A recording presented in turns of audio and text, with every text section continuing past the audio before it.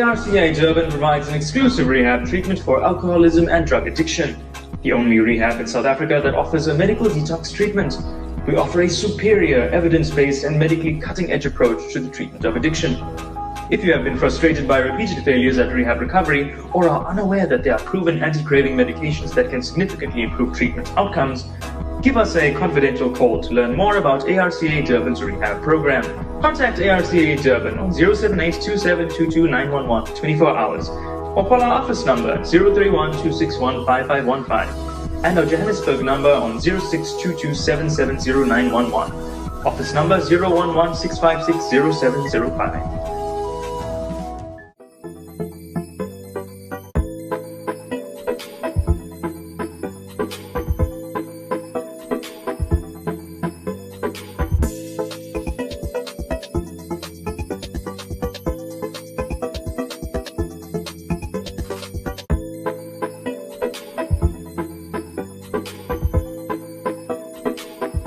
Sell your old, damaged or unwanted gold jewelry.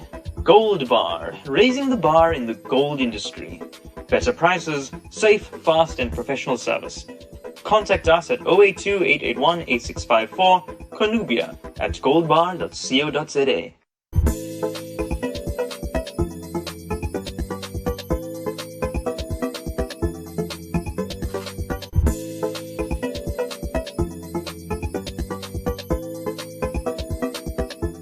Platinum Funeral Group was founded by Sharika Suku Govender, an award-winning philanthropist who understands that when losing a loved one, what matters most is guidance and understanding.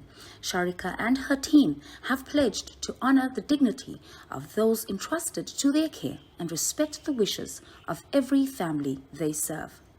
Platinum Funeral Group, based in Newlands, Durban, serves with integrity and act in your best interest. Join our dynamic group to give you and your loved ones comfort and dignity from as little as 25 Rand per month. You can move your existing policy over, no waiting period, should you wish to be a part of the Platinum family. All the funeral services will have free live streaming as a special offer for this advert. Contact us via WhatsApp on 084-241-9075 or visit www.platinumfuneralgroup.co.za for more information. Platinum Funeral Group, helping hands, healing hearts.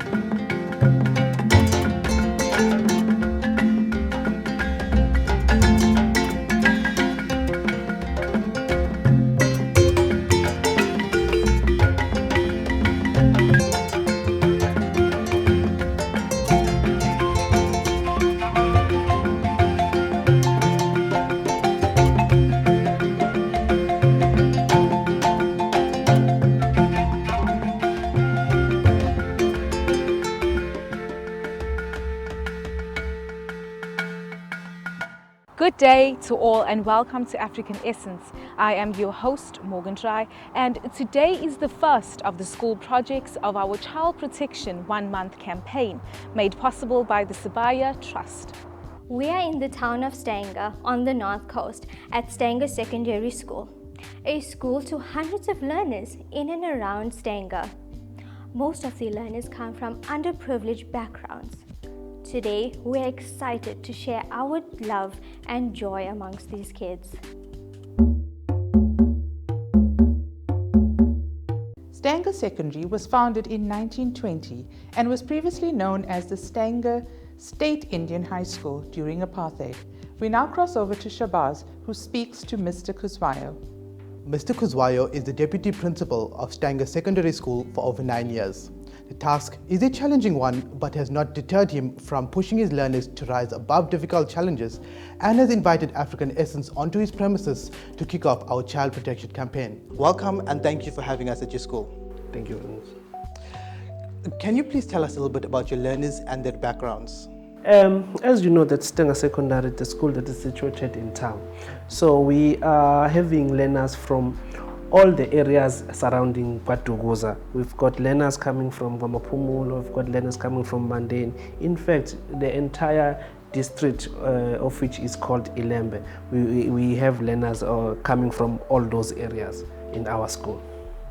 You'll have learners from a vast variety of areas around here. What are some of the challenges that you'll face? But what we are having as a challenge, not necessarily for our school, but for all the school in this area, is the issue of the technology. Technology is taking too much time of our learners. We've got issue of bullying.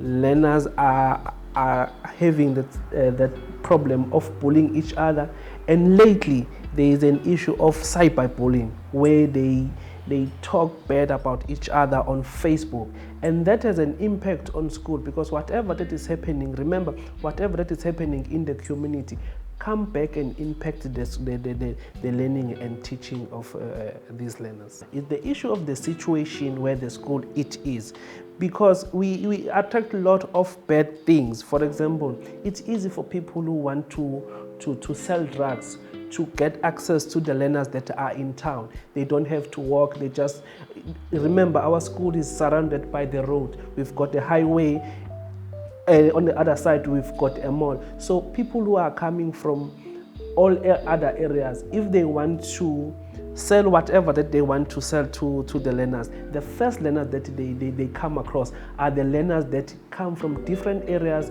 into town, and then after that they disperse into those areas. So that is the most difficult challenge that we are having, because it's even difficult for us to go into those communities to talk about these issues, because you remember that the schools that are community-based, it's easy. The challenges that they are facing in school, you can easily go out into a community meeting and address those issues. Then it's becoming easy. But with the situation where we are right now, where our learners are coming from different areas, and it's difficult because, as I said, they are coming from all over the district. The district has got 4 municipalities: Maphumulo, Ndwedwe, KwaDukuza and Mandeni. So if we've got learners coming from all those areas, it is very, very difficult, because whatever that you are facing here, they come with different background, with different attitude, and then they meet in school, and that is where the problems start. In terms of all your learners coming from different backgrounds, I know you said you have a lot of challenges that you're facing, but for kids that coming from these areas, impoverished backgrounds, and their mindset, I should say, is volatile and easily manipulated in terms of picking up all these bad habits, what is your message to these kids? What I can say to them is that at the end of the day, you need to focus, you need to know your goal, stay in your lane. There are so many things that can disturb you along the way, but if you are focused and you know exactly what is it that you want to achieve in life, it's always achievable. We all come from a poor background. We all had challenges in life. Life is always about challenges. So, but if you are focused and making sure that you root yourself into whatever that you want to become in life. We do have testimony of learners who were coming from poor background, who were coming from communities that are well known for crime and other things, but they managed to rise above that challenges and end up being somebody reputable in the community. So we do have situations like that. So what I can say to the learners of today is that make sure that your future is bright by making sure that whatever that you want, whatever that you do now is the foundation of your future. When you invest in a child, you invest in a brighter future for us all. Good morning, children. How are you this morning? That's great. I'm Charlotte Bucks from African Essence. I'm here with the rest of my teammates. This is Shabazz Mohammed. And we're here to talk to you about Child Protection Week. Stanger Secondary School is a public high school located in Stanger, KwaDukuza, on the north coast of KwaZulu-Natal in South Africa. The school was officially opened on the 3rd of August 1920 and historically catered for the Indian community during apartheid. The school was referred to as Stanger State Indian High School during the apartheid era. The school now caters for learners from a vast range of mixed communities. Feeder schools are mainly Quadacoosa Primary, located directly opposite Stanger Secondary, Dawnview Primary and Ashram Primary. About 70% of the learners come from historically disadvantaged backgrounds. An ex-learner of notable reference is former National Education Minister Kader Asmal. We got to spend the day with the learners and created awareness on child protection. We went bearing gifts and shared an interactive session with learners. Despite the challenges many learners faced, they are focused and have big dreams. We were privileged to spend the day at the school spreading some love made possible by the Sabaya Community Trust. Good morning. Good morning. What is your name? Dinesha. Dinesha. Dinesha, what did you like to be when you grew up? A veterinarian. A veterinarian, so you're good with animals. Yes. What's your favorite animal? It's a dog. A dog. Yes. Anything else? No. Me, my dream is to become like an accountant when I grow up. Accountant. Yeah. So you're good with numbers? Yeah, I'm learning numbers, things got to do with ledgers and businesses. Well done. Give him a round of applause. Give him a round of applause. That's well done. Well Thank done. you. I would like to be a pathologist. Tell us why. It is because I think I am good with working with dead people because I'm used to dolls and not people who are alive. Also very well spoken. Nice. Who's the next one, guys? Come on, don't be shy. I would like to say to all the children that whoever's going through addiction and anything, there's always hope and never give up. And there's always people y'all can talk to, and you must never be afraid to tell them whatever you're going through. Hi everyone, my name is Nondumi Sonduli. I am the learner support agent from Stanger Secondary School. I deal with learners every day. I take good care of them. That's what I think I do. I face a lot of challenges when it comes to learners because I'm the one who deals directly to them. There are problems that they are facing. They not only come with what's troubling them, but they also bring their challenges that they're facing with their families when they're at home, when they're at the streets. They come with all that and tell me. So as a school and our team, we try our best with what we can offer them. We try our best with what we can help them with. Not everything we are able to help them. So we also work with the Department of Education. We work with the SNES team who come to our school and do some counseling for them. And if it's above us, we contact Tutuzela Clinic because we have lots of different stories that we are dealing with. Not only children who are coming from the very poor background and stuff, but we're dealing with kids who are being raped, kids who are on drugs. There's a lot of kids who come to school, they are being forced to sell drugs and everything. So we face all those kind of challenges.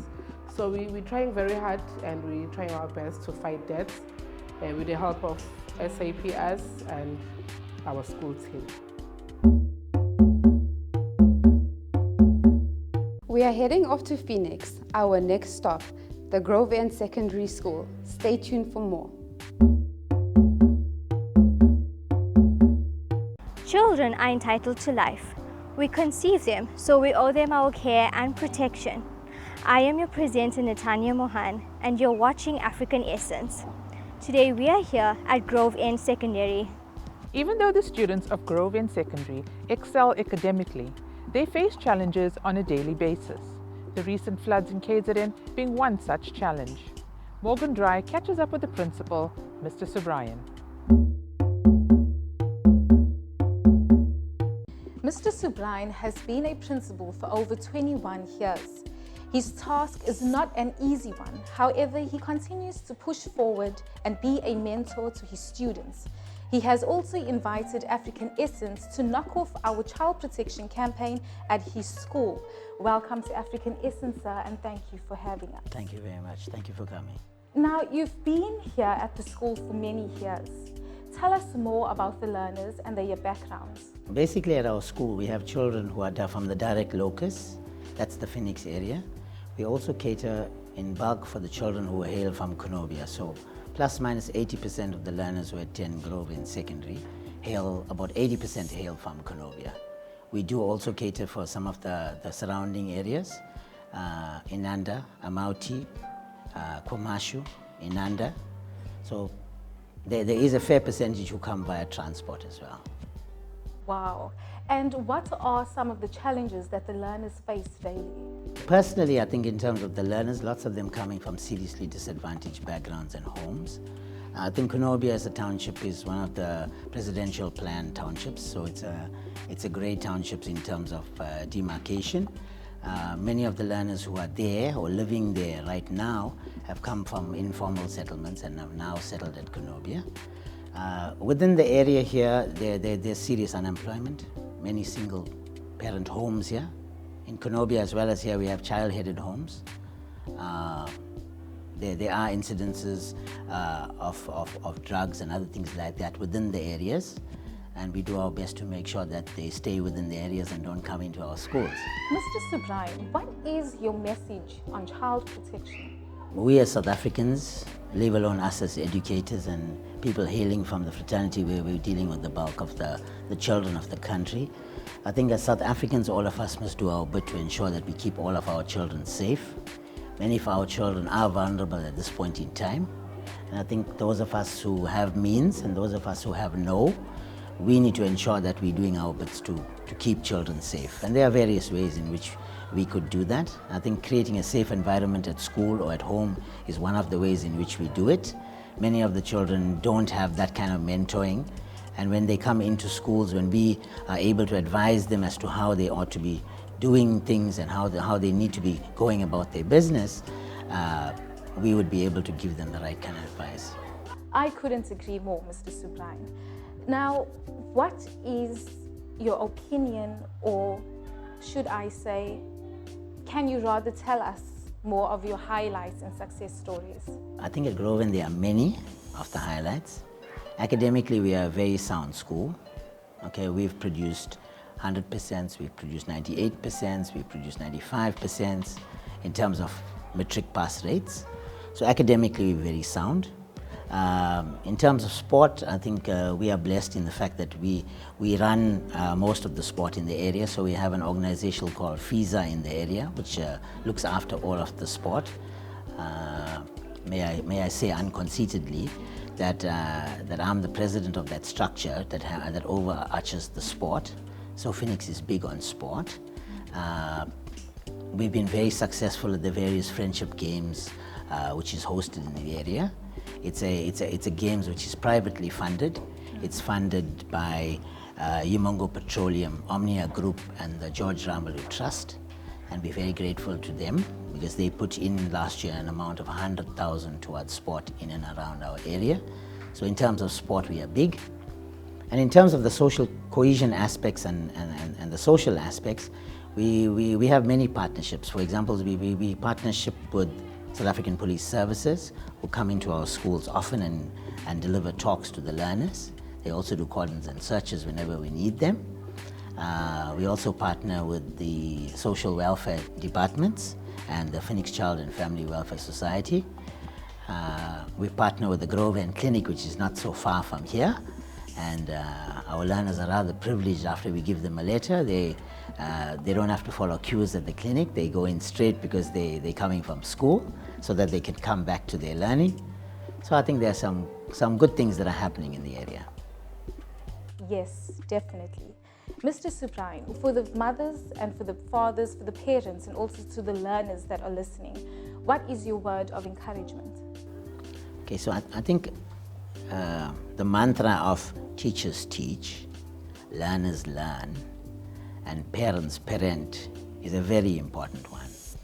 So I think if all of us ensure that we do our tasks well, and if all of us then unite ourselves as a team, and we all see ourselves as one, success has to be ours.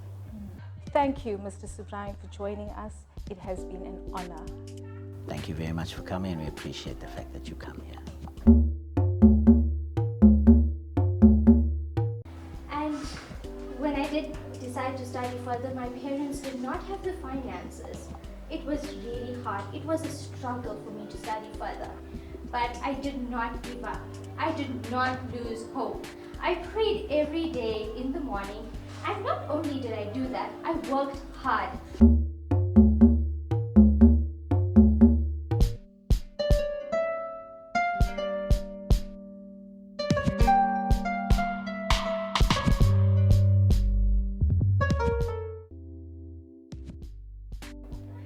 Children are the world's most valuable assets and its hope for the future.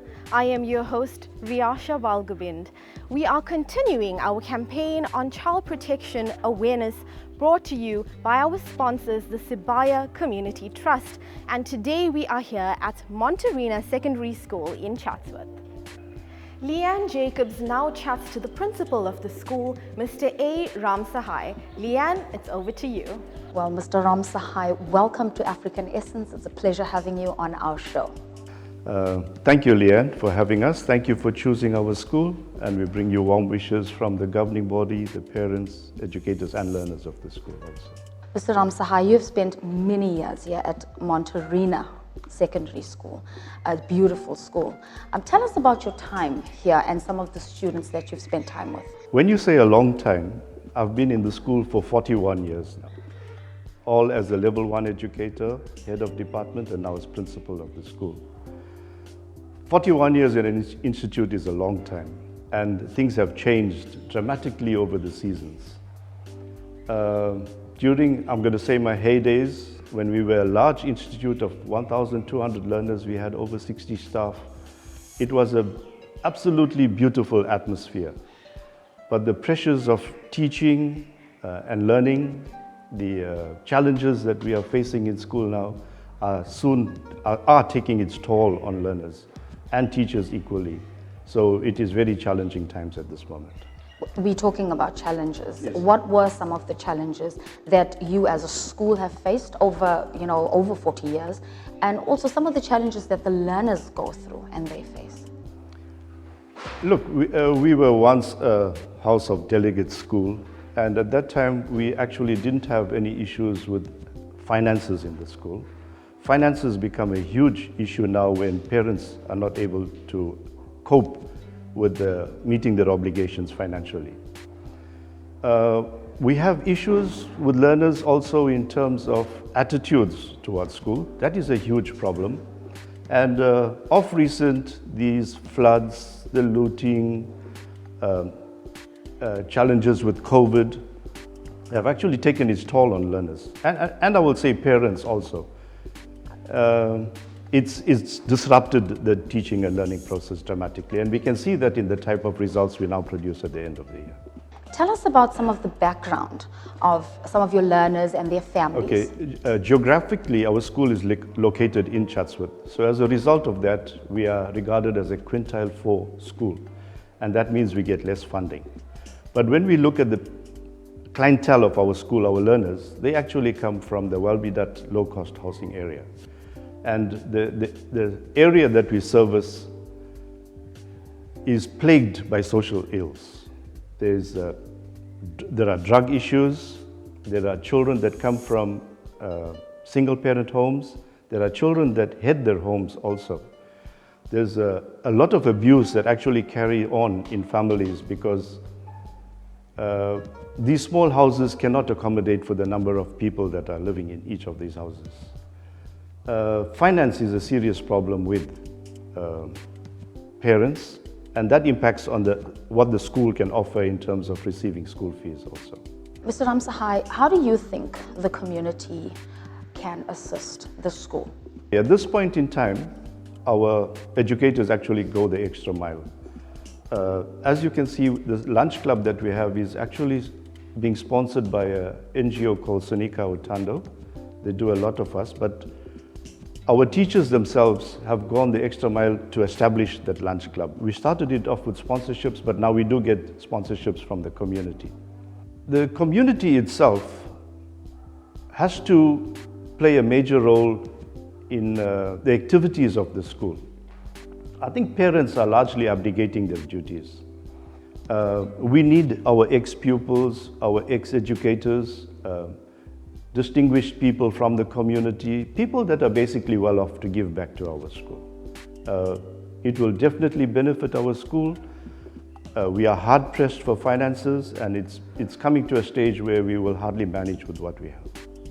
Mr. Ramsahai, our child protection campaign is running for the month of June. What is your opinion regarding child protection and the awareness that we need? Absolutely. There has to be an awareness on child protection. Not just for a month, it has to go on a day-to-day basis. As mentioned before, when we look at the community that we service and the number of children that are abused, it is unbelievable. Teachers are actually traumatized listening to stories that come from homes.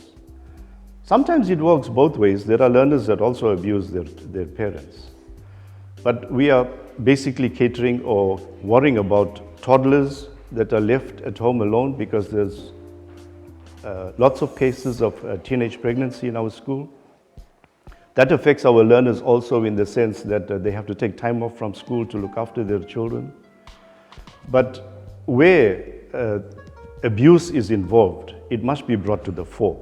And in school itself, we always encourage our learners to speak to your teachers, speak to your mentors, come to my office, and we manage together with the NGOs that are based in the community to get a good ending to that story that comes to us. Well, it's good to see that the school is practically involved as well, not just in educating the child, but in supporting them should they find themselves in such drastic situations, if I can put it that way. But let's go on to a little bit of a positive note. The school is now, Monterina Secondary, celebrating 50 years. So congratulations to you and the staff, and I suppose the students as well. Of the 50 years that Monterina is in existence, I am proud to be associated with the school for 41 of them. We've had a major 30th anniversary celebration where we've had a minister being present at that. We had a 40-year celebration where we had a huge festival in school itself. This year we had a lot of events planned also, but this new surge of COVID has put paid to some of it in terms of social distancing. But nevertheless, highlights in terms of sponsorships to school, we appreciate a number of sponsors, too large to mention. Our media center was revamped to the tune of about 260,000 rands. We've had our toilets revamped to the tune of about 120,000 rands. Media equipment sponsored by ex-learners and teachers from the school to the tune of about 100,000 rands. We really appreciate that. A number of people have also come on board in terms of sponsoring school fees for our learners. Academically, our learners have done very well. Both my children were in the school also, so we have a very sound education system. Our teachers are on par. Many of them are here for years and have been here as pupils also. A case in point is a learner we had here at school from the ABH. He was a drug addict, he was rehabilitated, he became head prefect of the school, and now he's an advocate. There are many success stories like that of our learners achieving doctors, becoming doctors, lawyers, educators, even lecturers at universities also. A recent accolade was bestowed upon an ex-pupil where he's now a volleyball coach for a national team. He also had national colors in volleyball. I think the other highlights are we are affiliated to the Anti-Drug Forum, where we have a smart club in school, and we miss Sam Pillay in this regard. We were actually the pioneers in establishing a smart club, and we were also on YouTube and such like. Last year, our learners participated in an English Odyssey competition. This was actually an international competition organized by India. They fared quite well in it. One of the other highlights is the establishment of the Lunch Club, which I did mention to you, and that has been running now for a good couple of years, and thanks to educators' sponsorship and sponsorship from the community at large. It is beautiful and awesome to see the school progressing so well and achieving so much regardless of the situation and the circumstances. Is there a special message that you'd like to send to the parents out there and to the students as well? Yes, especially to the parents. We are faced with so many challenges in school that it's insurmountable. We're finding it very difficult to manage. So basically, if parents can do their duties in terms of disciplining their children at home, then I don't think we will have an issue in school itself. Mr. Ramsahai, thank you so much for coming onto our show and sharing the wonderful stories about Monterina Secondary School. It's an absolute pleasure, and I do hope that when this is aired, that we can get more parents involved and the community involved in our school itself. Thank you so much. Thank you.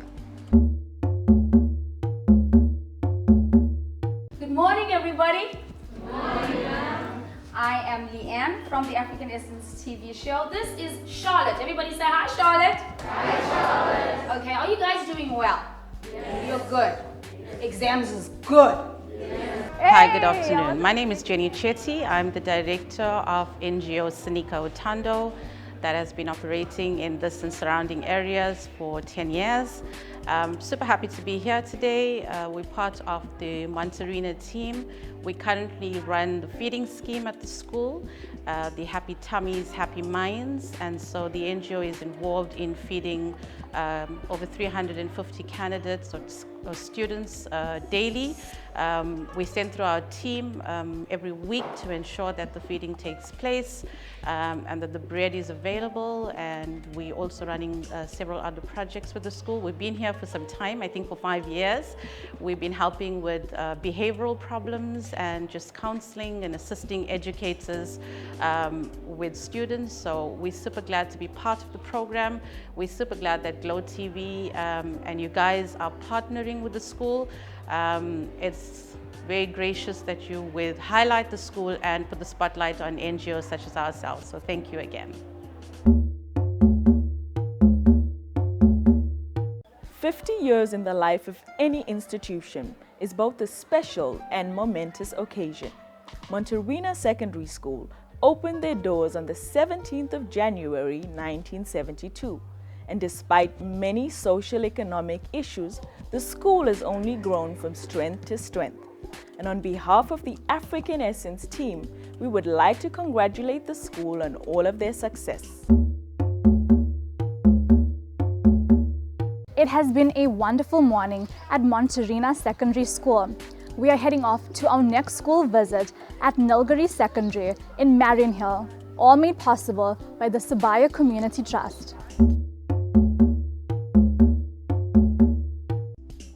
We have arrived at the Nilgiri Secondary School in Marion Hill, and we look forward to see what the day holds for us. We are eager to meet the learners, and of course we have brought them some goodies. Hopefully we can spread love and cheer. Joining me now is Mrs. K. Govender, the Department Head of Commerce and Services.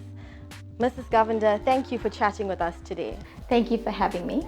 Now, you've been here at the school for a number of years. Tell us a little bit about the history of the school. Okay, so Nilgiri Secondary opened its doors to the learners of the Marion Hill community in 1983.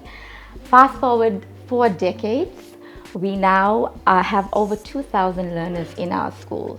At the time when Nilgiri opened, it serviced the community of Marion Hill and a few surrounding areas.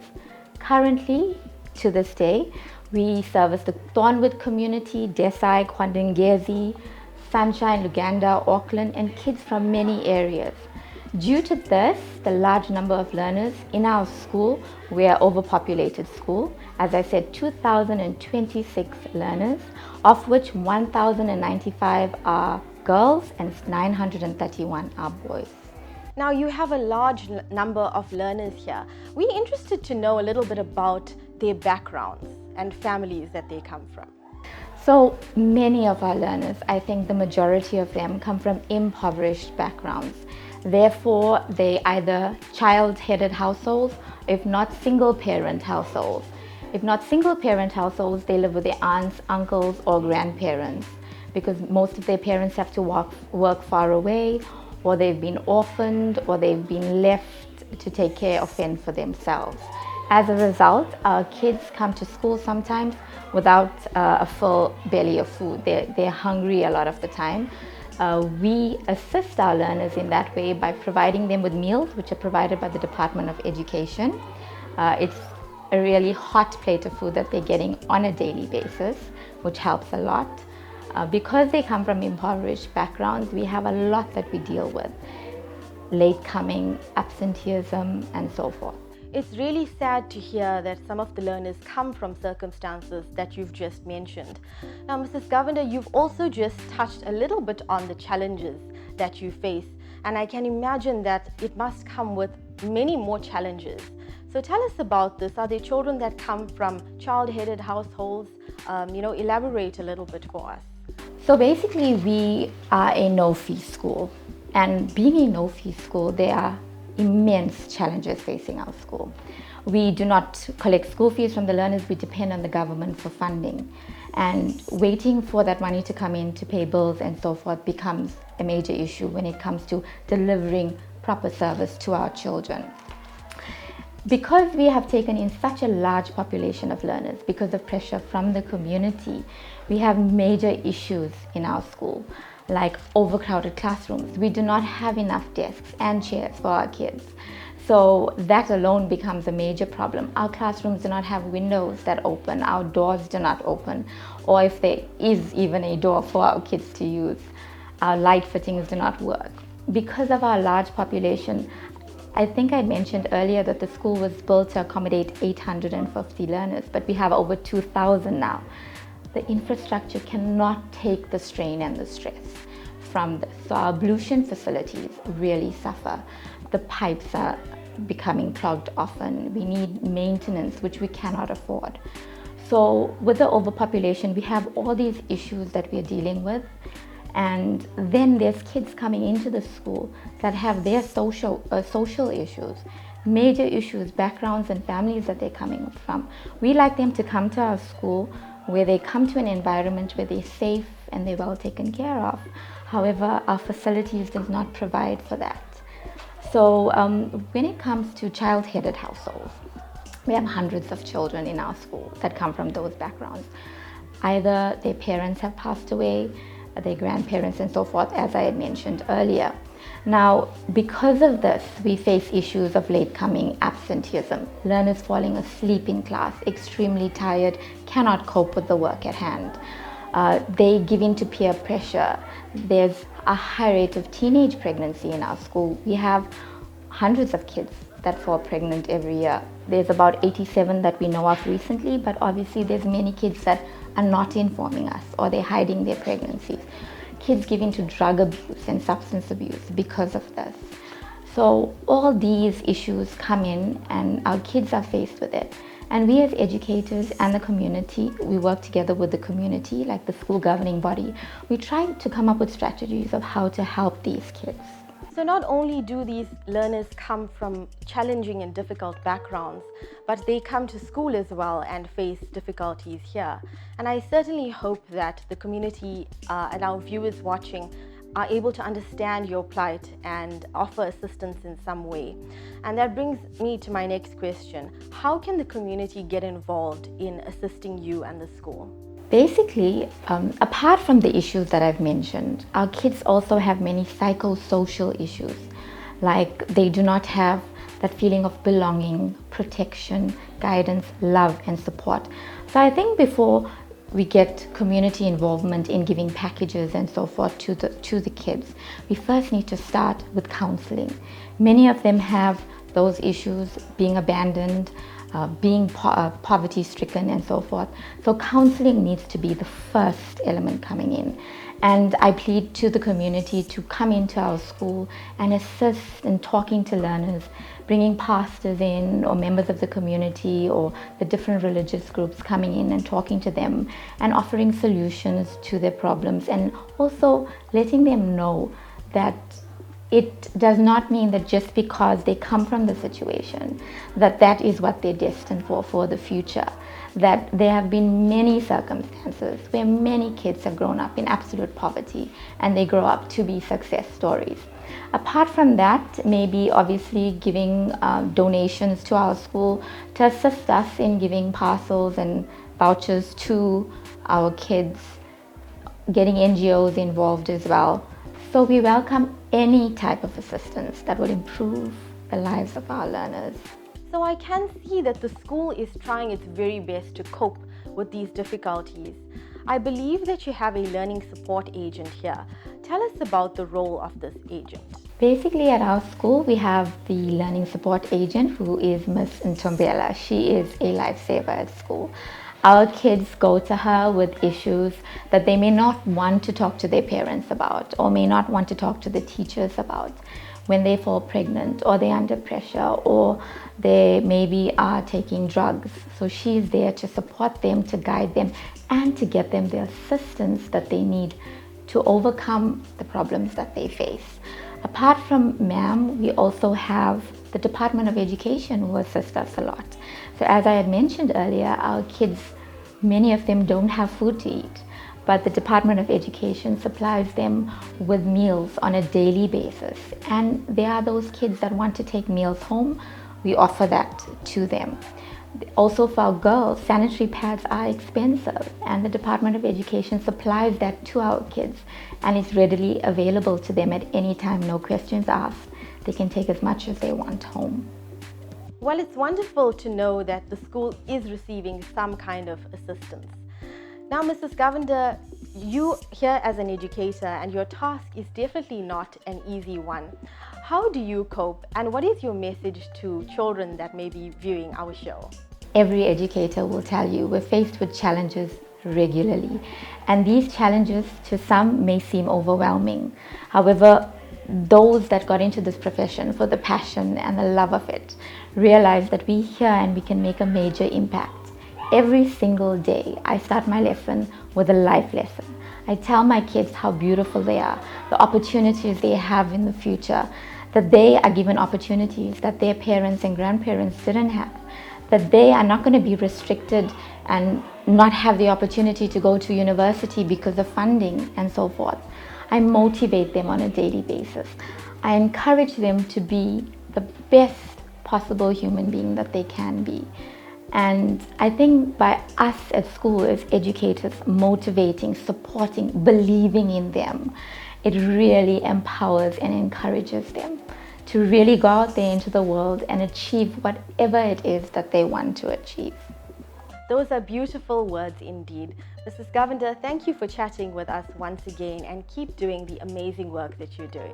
Thank you so much for having us here. Thank you, Glow TV. Thank you for giving us this opportunity to be recognized by those people out there that are watching in the communities, and for the exposure that you are giving us. Most of the students come from disadvantaged backgrounds of nearby settlements where accessibility to basic human needs and necessities are limited, but they are not deterred.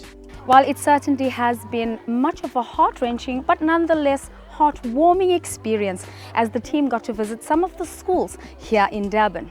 Amidst their circumstances, they still tend to have a huge smile on their faces. The students really do change our lives in many ways. Thank you for joining us, and don't forget, follow us on Facebook and Instagram, The African Essence Television Show. Goodbye and God bless.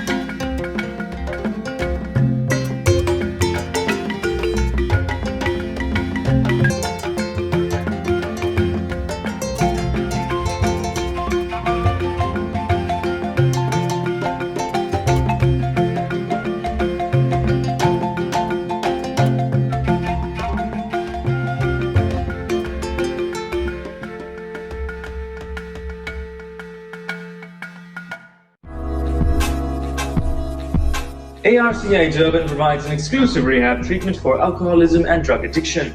The only rehab in South Africa that offers a medical detox treatment. We offer a superior, evidence-based and medically cutting-edge approach to the treatment of addiction. If you have been frustrated by repeated failures at rehab recovery or are unaware that there are proven anti-craving medications that can significantly improve treatment outcomes, give us a confidential call to learn more about ARCA Durban's rehab program. Contact ARCA Durban on 078-2722-911 24 hours or call our office number 031-261-5515 and our Johannesburg number on 0622-770-911. Office number 011-656-0705.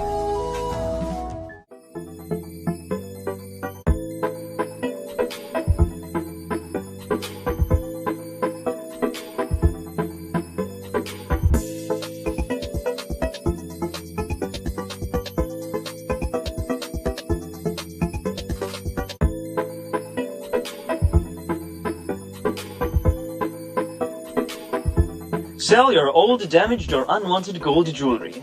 Gold Bar, raising the bar in the gold industry. Better prices, safe, fast and professional service. Contact us at 082-881-8654, Conubia at goldbar.co.za.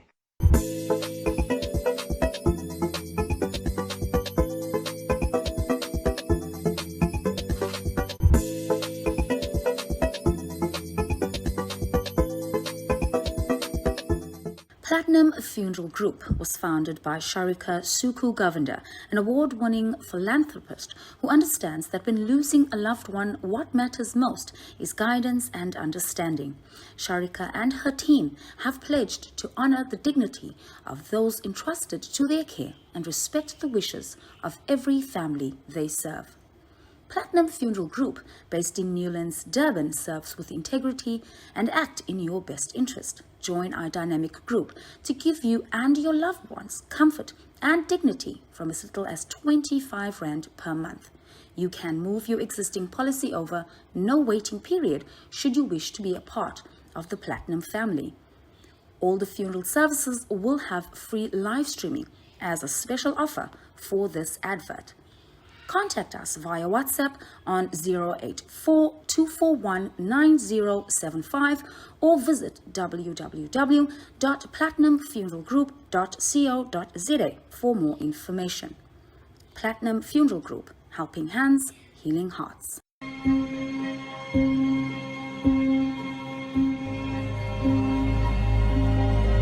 It is here, the premium brand from Dubai, Afnan, now available in South Africa, only via the sole stockists, UAE Fine Fragrances.